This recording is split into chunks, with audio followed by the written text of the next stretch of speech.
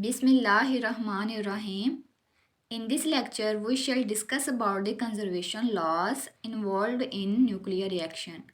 आज हम nuclear physics 2 के इम्पोर्टेंट टॉपिक को डिस्कस करने जा रहे हैं, that is conservation loss. What is conservation loss? Nuclear reaction के बारे में हम जानते हैं कि जब दो न्यूक्लियाई आपस में कंबाइन होते हैं, रिएक्ट करते हैं, तो हमें डिफरेंट टाइप्स के प्रोडक्ट्स न्यूक्लियाई मिलते हैं और साथ ही साथ कोई ना कोई आउटगोइंग पार्टिकल भी मिलता है. जो प्रोडक्ट साइड पर न्यूक्लियाई मिलते हैं उनकी कंपोजिशन, मेन आइडेंटिटी बिल्कुल चेंज होती है. लेकिन कुछ हमारे पास पैरामीटर्स ऐसे होते हैं जो कि चेंज नहीं होते. जब रिएक्शन हो रहा होता है, यानी जब रिएक्टेंट्स रिएक्ट करके न्यू प्रोडक्ट्स बना रही होती हैं, तो वो फिज़िकल पैरामीटर्स चेंज नहीं होते, वो कंजर्व ही रहते हैं. इन्हीं क्वांटिटीज़ को, इन्हीं पैरामीटर्स को हम कंजर्व क्वांटिटीज़ या कंजर्व पैरामीटर्स कहते हैं और इन्हें हम डिस्क्राइब करते हैं in the form of conservation laws.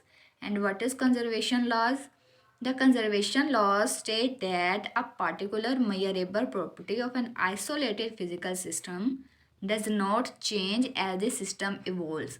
यानी कि जब रिएक्शन हो रहा होता है, जब हमारे पास सिस्टम इवॉल्व करता है सारे रिएक्शन को, तो क्या होता है, कुछ हमारे पास पैरामीटर्स, फिजिकल पैरामीटर्स चेंज नहीं होते.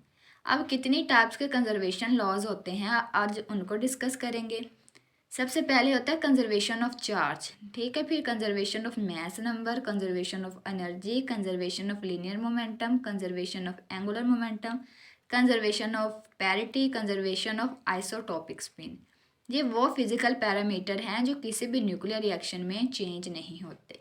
अब हम टर्न बाय टर्न इन सब को डिस्कस करेंगे. First of all we have conservation of charge.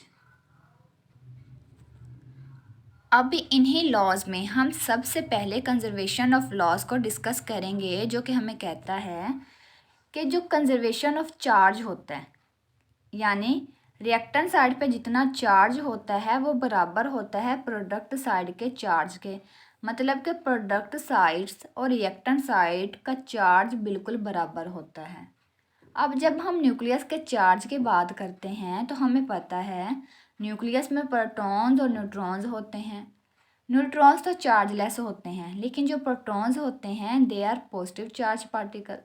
तो जब हम चार्ज की बात करेंगे तो बेसिकली हम नंबर ऑफ प्रोटॉन्स की बात कर रहे होते हैं.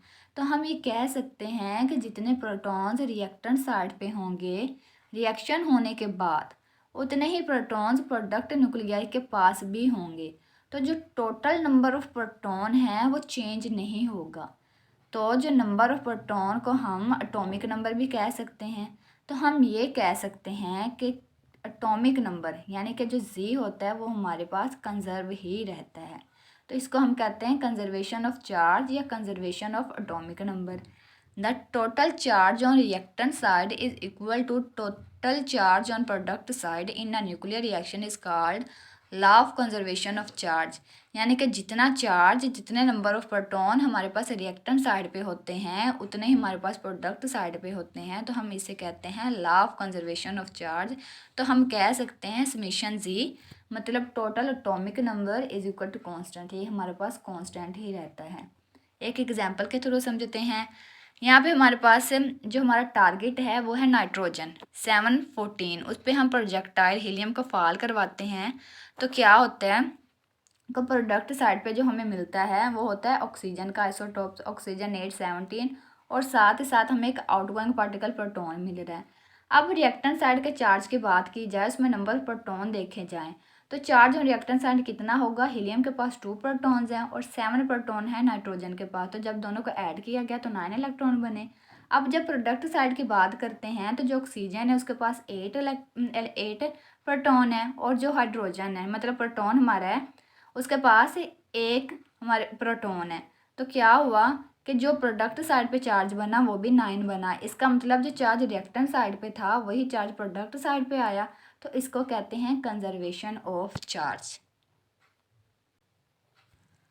अब नेक्स्ट हमारे पास है मास नंबर, मतलब कंजर्वेशन ऑफ मास नंबर. तो इसमें क्या होता है, जो दरअसल हमारे पास कंजर्वेशन ऑफ मास नंबर है, इसमें जो प्रोटॉन्स और न्यूट्रॉन्स का सम होता है, जिसको हम मैस नंबर कह रहे होते हैं, वो जब रिएक्टेंट साइड पे देखा जाए तो वो बराबर हो जाता है प्रोडक्ट साइड पे। अब हमें पता है कि प्रोटॉन और न्यूट्रॉन्स कंबाइन को हम न्यूक्लियॉन कहते हैं, तो इसका मतलब हम कंजर्वेशन ऑफ मैस नंबर को कंजर्वेशन ऑफ न्यूक्लियॉन्स भी तो कह सकते हैं। यानी कि जितने न्यूक्लियॉन्स हमारे पास रिएक्टेंट साइड पे होंगे उतने ही हमारे पास प्रोडक्ट साइड पे आ जाएं, तो उस लॉ को हम कहते हैं कंजर्वेशन ऑफ मैस नंबर। यानी कि इसमें मैस नंबर न्यूक्लियॉन में कोई चेंज नहीं आ रहा होता। जो चीज़ हमारे पास रिएक्टेंट साइड पे होती है वही हमारे पास अमाउंट प्रोडक्ट साइड पे आ जाती है। कैसे? The total number of nucleon on reactant side is equal to total number of nucleon on product side in a nuclear reaction is called law of conservation of nucleons. मतलब जितने protons और neutron reactant side पे होंगे उतने ही हमें product side पे मिल जाएंगे। तो इसका मतलब कि मैस नंबर भी कंजर्व ही रहा है, मैस नंबर में भी कोई चेंज नहीं आया। तो हम कह सकते हैं कि जो टोटल हमारे पास मैस नंबर है, जिसको हम ए से रिप्रेजेंट करते हैं, इज इक्वल टू कांस्टेंट। ये हमारे पास कांस्टेंट ही रहता है न्यूक्लियर रिएक्शन में। अब दोबारा से उसी एग्जांपल को कंसीडर कर लेते हैं जो हमने नाइट्रोजन पे फॉल करवाया था हीलियम को। अब इसमें देखा जाए तो हमारे पास मैस नंबर में, यानी मैस नंबर ए कितना आ रहा था, 4 है हीलियम का और 14 है नाइट्रोजन का। तो जो दोनों का सम किया गया तो वो हमारे पास 18 के बराबर आया रिएक्टेंट साइड पे। और दूसरी तरफ प्रोडक्ट साइड में देखा गया कि ऑक्सीजन के पास 17 है मैस नंबर, ठीक है, और जो हमारे पास प्रोटॉन आउटगोइंग पार्टिकल आया उसके पास भी मैस नंबर उसका कितना है, 1 है। तो जब दोनों का हमने ऐड किया तो वो भी हमारे पास 18 आया। तो इसका मतलब जितने न्यूक्लियन रिएक्टेंट साइड पे थे उतने ही प्रोडक्ट साइड पे आ गए। तो हमारे पास क्या होता है, किसी भी न्यूक्लियर रिएक्शन में जो हमारे पास मैस नंबर होता है वो कंजर्व ही रहता है, वो सेम ही नहीं होता। ये फिजिकल पैरामीटर भी चेंज नहीं होता। अब नेक्स्ट हमारे पास है कंजर्वेशन ऑफ एनर्जी। अब हमने एक्सोथर्मिक और एंडोथर्मिक रिएक्शन पढ़े हैं, जिसमें हमने देखा कि मैस का कुछ हिस्सा काइनेटिक एनर्जी में कन्वर्ट हो रहा था और फिर काइनेटिक एनर्जी का ही कुछ हिस्सा मैस में भी कन्वर्ट हो गया था।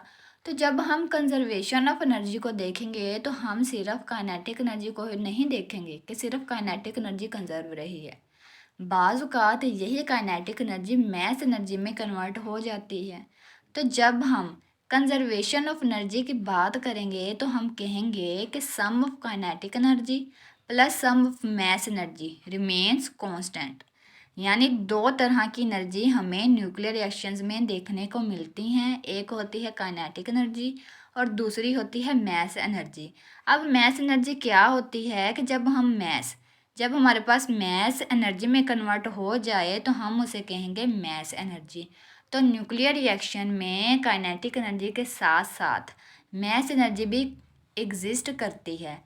तो कंजर्वेशन ऑफ एनर्जी क्या होगा कि sum of kinetic energy and mass energy on product side is equal to sum of kinetic energy and mass energy on reactant side, so net energy remains constant. यानी कि जितनी energy हमारे पास product side पे आई है उतनी हमारे पास reactant side पे भी होती है। तो ऐसे रिएक्शन को हम कहते हैं इस ऐसे रिएक्शन में हम कहेंगे कि जो हमारे पास एनर्जी है वो कंजर्व ही रही है।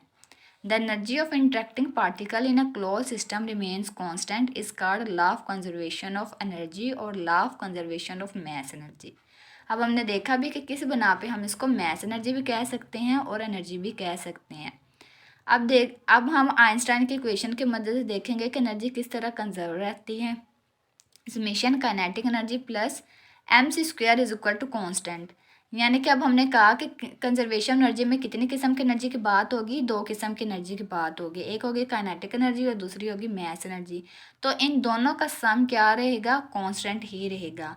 अब एक एग्जांपल देख लें किस तरह कि फ़र्ज़ करें हमारे पास एक्स एक हमारे पास है टारगेट, एक हमारे पास टारगेट न्यूक्लियस है, उस पर हम ए प्रोजेक्टाइल को फाल करवाते हैं।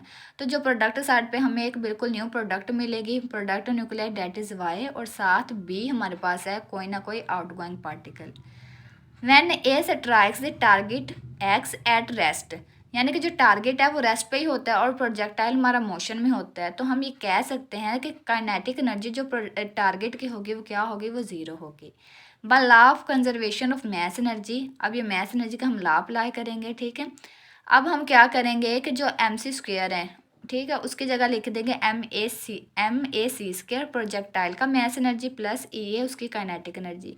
और इसी तरह साथ सम ले लेंगे mass energy of target M X C square plus zero, यानी कि जो टारगेट था उसकी तो काइनेटिक एनर्जी ही ज़ीरो थी।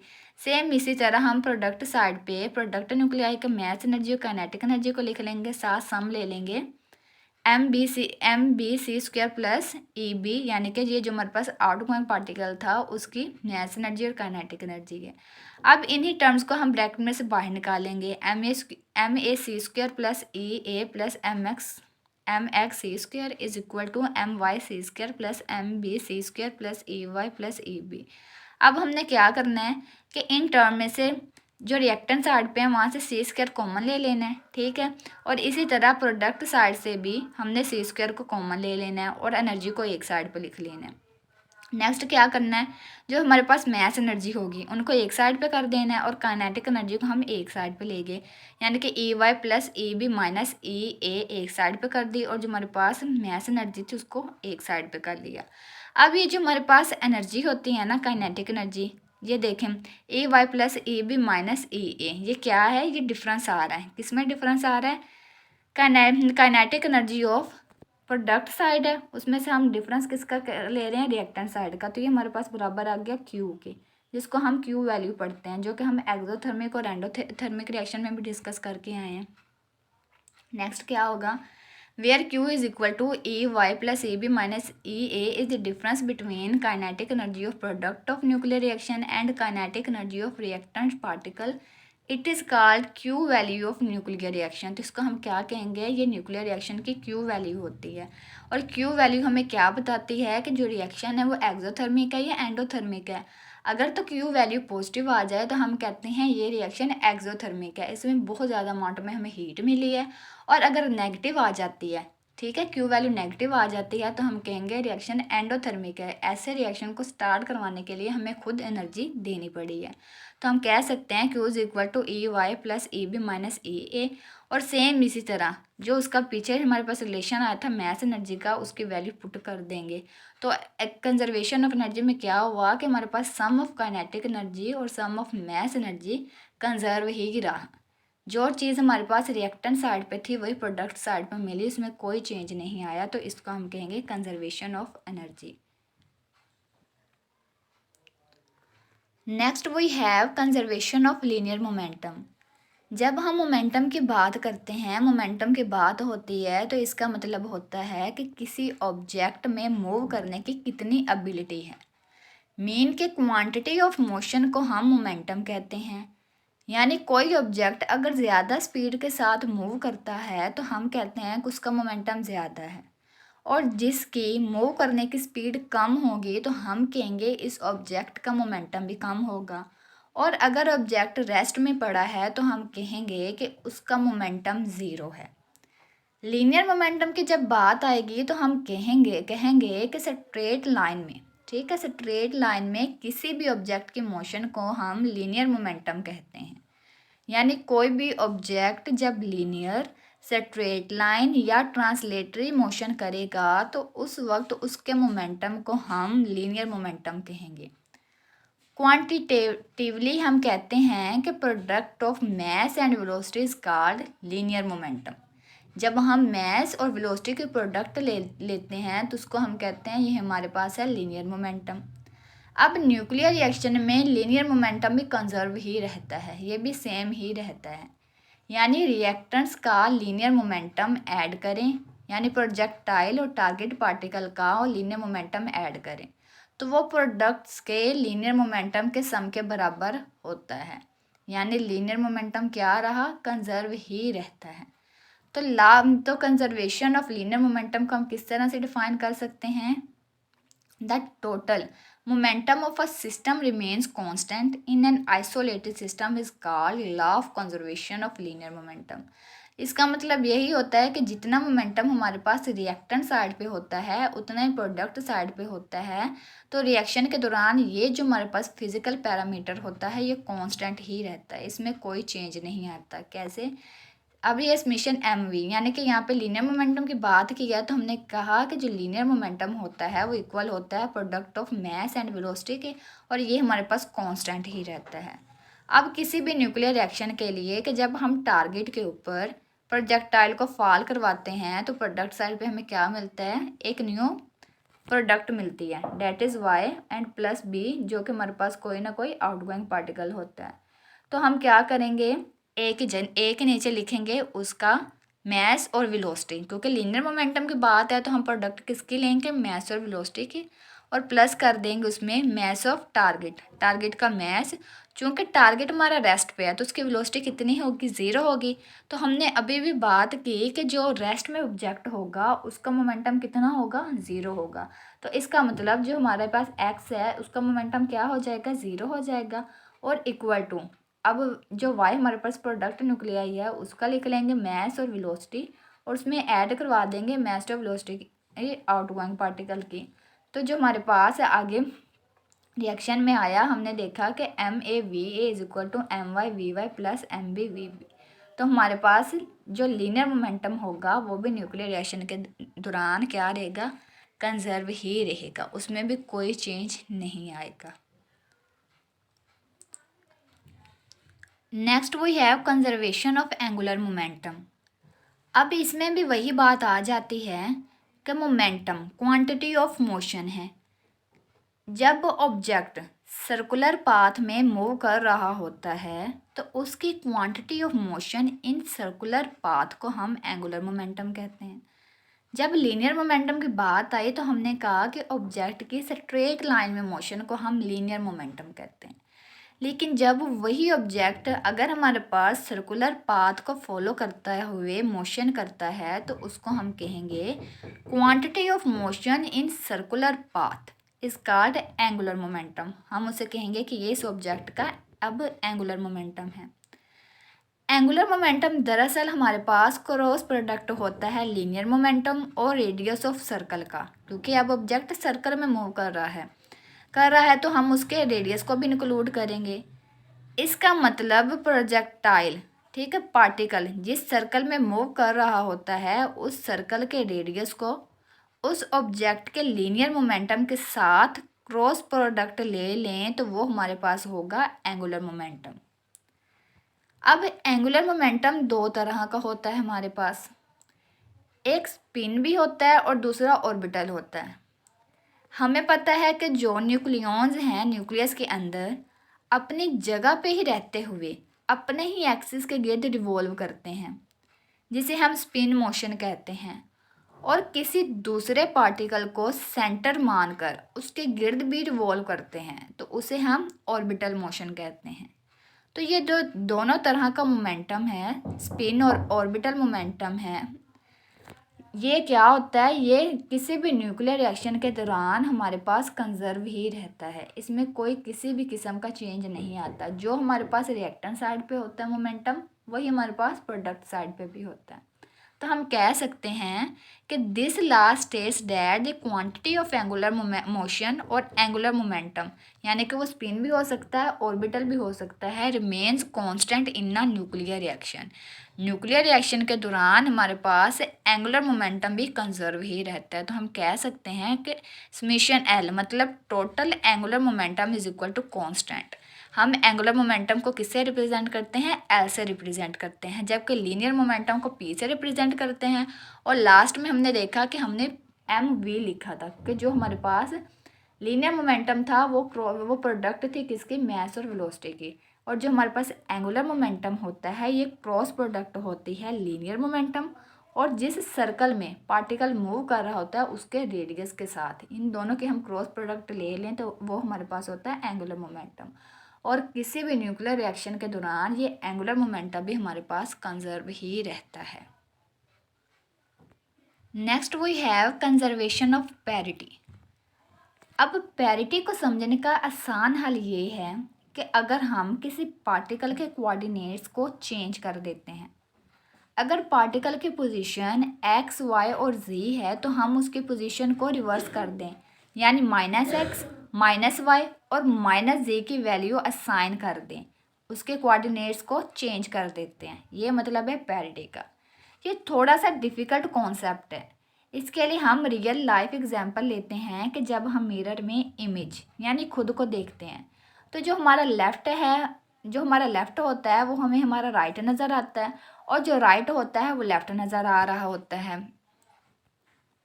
अगर हम अपनी राइट साइड को पॉजिटिव एक्स कह दें और लेफ़्ट को नेगेटिव एक्स कह देते हैं, तो जब मिरर में हम देखेंगे तो जो हमारा नेगेटिव एक्स होगा वो राइट साइड हो जाएगी, और जो हमारा पॉजिटिव एक्स होगा वो हमारी लेफ़्ट साइड हो जाएगी। मतलब कि जो कोऑर्डिनेट्स हैं वो चेंज हो गए हैं, लेकिन इमेज फिर भी हमें क्लियर ही नज़र आ रही होती है, सिर्फ़ और सिर्फ हमारे कोऑर्डिनेट्स चेंज हो जाते हैं। और दूसरा हम ये भी तो कह सकते हैं कि वो सारे के सारे पैरामीटर्स जो साइन फंक्शन पर डिपेंड करते हैं उनके लिए पैरिटी ओड रहती है। कैसे?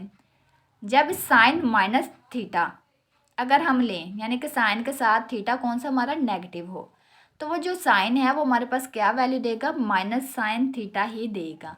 मीन के एक ओड फंक्शन आया है, ठीक है, कि जो हमारे पास साइन फंक्शन में अगर हम जो थीटा ले रहे होते हैं उसको नेगेटिव लें तो वो साइन क्या हमारे पास वैल्यू देगा, माइनस साइन थीटा, जो कि एक ओड फंक्शन है। तो पैरिटी भी क्या होगी, ओड ही होगी। और दूसरा ये ले लें, वो सारे पैरामीटर्स जो कोस पर डिपेंड करते हैं, यानी जो कोस फंक्शन पर डिपेंड कर रहे होते हैं, उनकी पैरिटी हमारे पास इवन आती है। क्योंकि जब कोस के साथ हम माइनस थीटा लेते हैं तो वो किसके बराबर आ जाता है, वो is equal to cos theta, यानी कि वो पॉजिटिव वैल्यू ही देता है।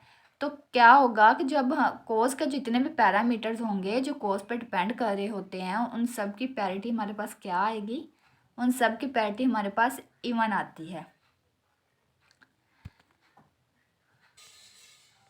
तो हम कह सकते हैं वो सारे पैरामीटर जो साइन फंक्शन पे डिपेंड करते हैं उनके लिए पैरिटी ओड होगी, और जो कोस फंक्शन पे डिपेंड करते हैं उन सब पैरामीटर्स के लिए हमारे पास पैरिटी इवन होगी। अब पैरिटी को मज़ीद कैसे समझ सकते हैं? Parity is the behaviour of a wave function under the inversion of coordinates, यानी कि आप एक वेव फंक्शन लें, उसके कोऑर्डिनेट्स को चेंज कर दें।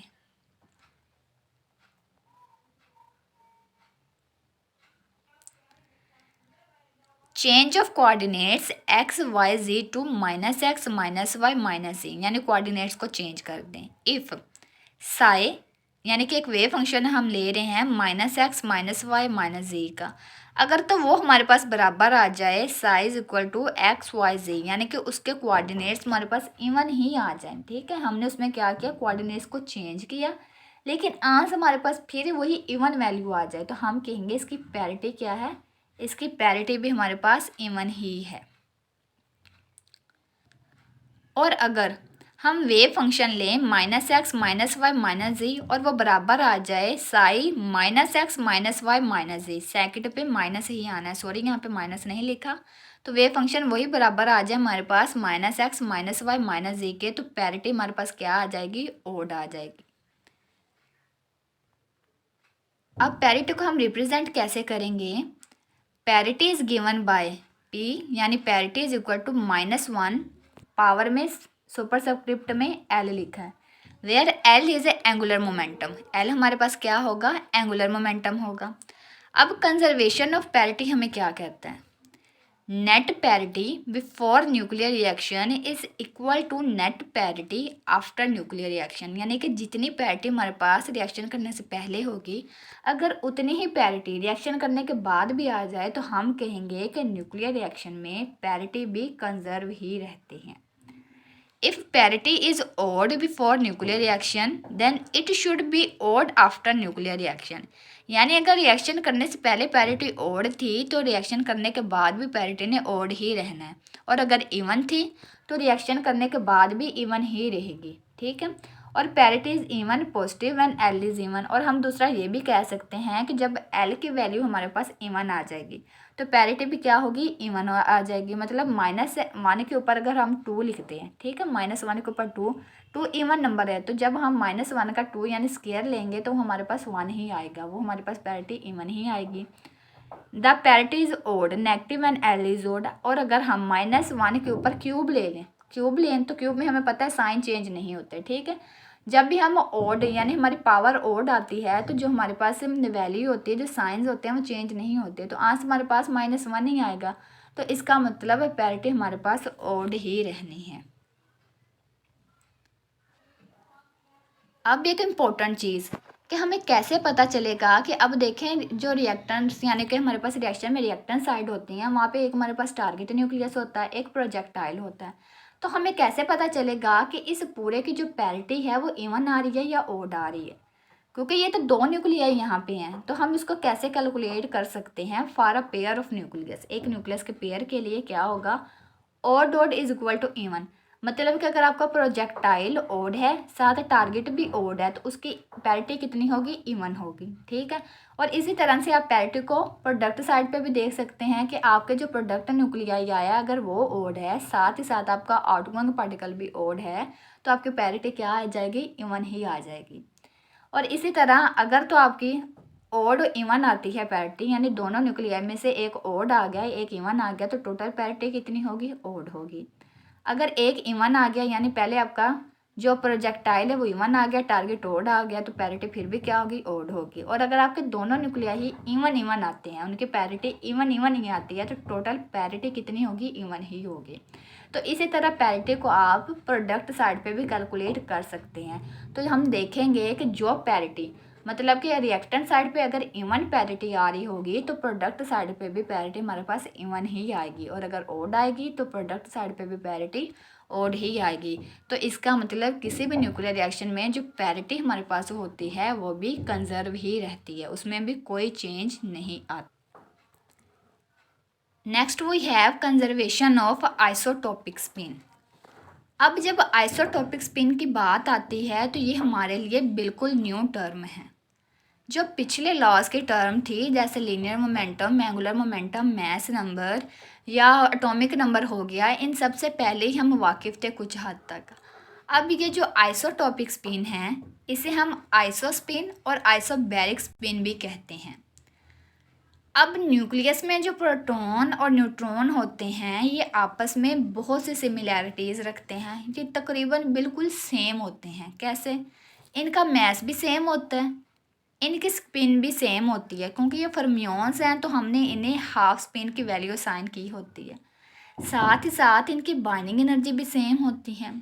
लेकिन जब चार्ज की बात की जाए तो प्रोटॉन पे पॉजिटिव चार्ज होता है, जबकि अब न्यूक्लियस के अंदर ये प्रोटॉन और न्यूट्रॉन स्ट्रॉन्ग न्यूक्लियर फोर्सेस के साथ बाइंड हुए होते हैं। अब ये स्ट्रॉन्ग न्यूक्लियर फोर्सेस प्रोटॉन्स और न्यूट्रॉन्स पे इक्वल ही अमाउंट पे लगती है, वो नहीं देखती कि बाइंड होने वाला प्रोटॉन है या न्यूट्रॉन है, क्योंकि इसका मतलब अब देखें न्यूक्लियस में बहुत ज़्यादा प्रोटॉन्स होते हैं, ठीक है। तो जो प्रोटॉन और प्रोटॉन के दरमियान तो रिपल्शन होनी चाहिए थी सेम चार्जेस की वजह से, लेकिन न्यूक्लियर फोर्स क्या होती है, जितनी प्रोटॉन्स पे लग रही होती है उतनी ही न्यूट्रॉन्स पे भी लग रही होती है, उनको आपस में अट्रैक्ट किए रखती है, बाइंड किए रखती है।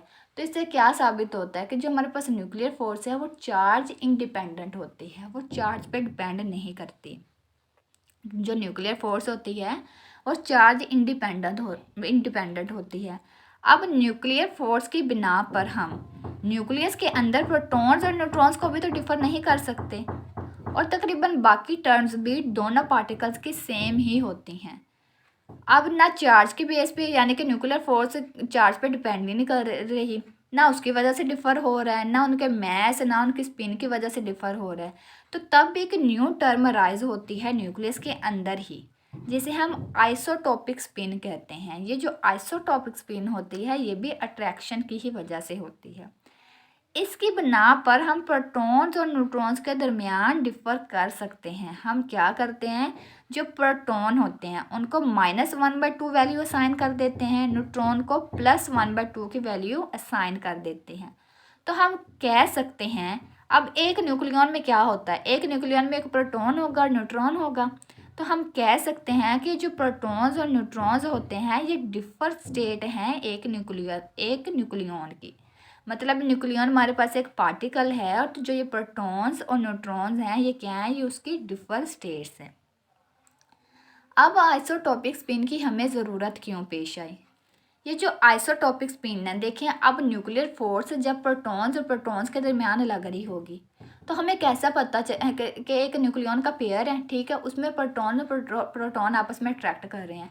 तो हमें कैसा पता चलेगा कि जो इंट्रैक्शन है वो प्रोटॉन और प्रोटॉन के दरमियान हो रही है, क्योंकि न्यूक्लियर फोर्स तो चार्ज पर डिपेंड ही नहीं करती।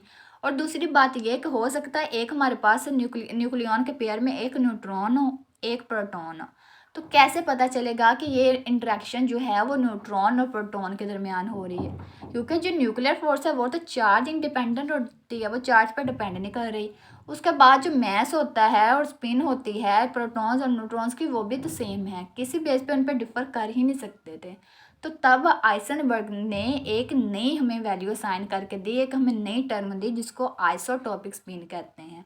और इसी आइसोटॉपिक स्पिन के बेस पे हम क्या कर सकते हैं, उनको डिफ़र कर सकते हैं। तो ये जो आइसोटॉपिक स्पिन होती है ये एक किस्म की अट्रैक्शन ही होती है हम प्रोटॉन्स और न्यूट्रॉन्स के दरमियान, और ये कहती है कि जो प्रोटॉन्स और न्यूट्रॉन्स हैं ये दो डिफर स्टेट हैं हमारे पास एक न्यूक्लियन की। अब डिफाइन करते हैं what is conservation of isotopic spin. Isotopic spin also called isospin और isobaric spin. Isotopic spin is a quantum number related to strong interaction, क्योंकि ये स्ट्रॉन्ग इंट्रैक्शन के लिए रिलेट करता है। The particles that are affected equally by this strong force but have different charges. अब देखें जो पार्टिकल्स थे हमारे पास प्रोटॉन और न्यूट्रॉन्स थे, चार्जेस उनके डिफर थे, लेकिन जो फोर्स उन पर लग रही थी, जो हम उनके ऊपर स्ट्रॉन्ग न्यूक्लियर फोर्स लग रही थी, वो सेम ही थी। Can be treated as being different state of same particle. तो हम कह सकते हैं कि ये जो हमारे पास प्रोटॉन्स और न्यूट्रॉन हैं ये दो डिफर स्टेट हैं एक ही पार्टिकल के। और वो पार्टिकल कौन है, न्यूट्रॉन वो है, ये पार्टिकल हमारे पास एक न्यूक्लियन है, यानी न्यूक्लियन के अंदर प्रोटॉन और न्यूट्रॉन दो डिफर स्टेट्स हैं with isospin values related to the number of charge state. The idea of charge independent nuclear force leads to a new term called isotopic spin। जब देखा गया कि जो न्यूक्लियर फोर्स है वो तो चार्ज पे डिपेंड ही नहीं करती, तो हम प्रोटॉन और न्यूट्रॉन की पहचान कैसे कर सकते हैं कि जो इंट्रैक्शन है वो किन किन के दरमियान हो रही है। तो तब एक न्यू टर्म अराइज हुई जिसको हम आइसोटॉपिक स्पिन कहते हैं। According to this neutron and proton are different states of nucleon. ये जो प्रोटॉन्स और न्यूट्रॉन्स होते हैं ये क्या होते हैं, ये डिफर स्टेट है न्यूक्लियन की। It is expressed in the terms off spin variable T which have value. और जो आइसोटॉपिक स्पिन है उसको हम टी से रिप्रेजेंट करते हैं। तो हमने वैल्यू कैसे साइन की, प्रोटॉन के लिए हमने वैल्यू साइन की +1/2 और न्यूट्रॉन के लिए हमने वैल्यू साइन की +1/2, और जबकि प्रोटॉन के लिए -1/2 हमने वैल्यू असाइन कर दी। Isotopic spin is basically a quantum number usually denoted by I. आज जो हमने टोटल आइसोटॉपिक स्पिन निकालनी होती है किसी भी पार्टिकल की, तो उसके लिए क्या फार्मूला है, I is equal to √T into T+1 h cut. और जब हम स्पिन एंगुलर मोमेंटम या ऑर्बिटल एंगुलर मोमेंटम को कैलकुलेट करते थे तो वहाँ पे हमने देखा यही फार्मूला हम इस्तेमाल करते थे। इसी तरह से होता था कि एंगुलर मोमेंटम के लिए हमारे पास ऑर्बिटल एंगुलर मोमेंटम के लिए होता था L is equal to √L into L+1 H cut, और स्पिन के लिए भी सेम ऐसे ही। तो आइसोटॉपिक स्पिन को भी ऐसे ही एक फार्मूले से हमने रिप्रेजेंट कर लिया। अब ये जो आइसोटॉपिक स्पिन होती है ये एक स्पिन नहीं होती, ठीक है, स्पिन नहीं होती, लेकिन जो इसमें हमने वैल्यूज़ वगैरह साइन की होती हैं, जो फार्मूला लिखा होता है वो रिलेट कर जाता है स्पिन से। तो इसलिए हमने इसको कह दिया कि नाम दे दिया आइसोटॉपिक स्पिन का, ठीक है। ये आइसोटॉपिक स्पिन नहीं है, इट इज़ एनोलॉजी, ठीक है, ये एक उसी से मिलती जुलती टर्म है। This law states that net isotopic spin should be equal to before and after nuclear reaction। कि जो नेट आइसोटॉपिक स्पिन होती है रिएक्शन करने से पहले और रिएक्शन करने के बाद वो क्या रहती है, वो हमारे पास सेम ही रहती है, इक्वल ही रहती है। अब आइसोटॉपिक स्पिन को कैसे कैलकुलेट कर सकते हैं कि फ़र्ज़ करें टारगेट न्यूक्लियस है ना, वो बहुत ज़्यादा हमारे पास बना होगा प्रोटॉन्स और न्यूट्रॉन से।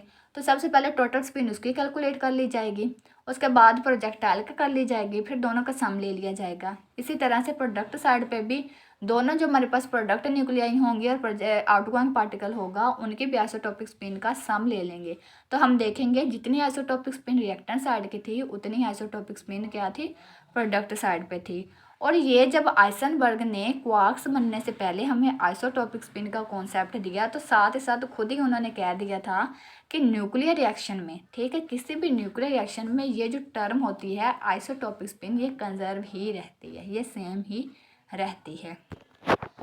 तो आज हमने डिस्कस किए लॉज ऑफ आज लाज conservation law in the nuclear reaction.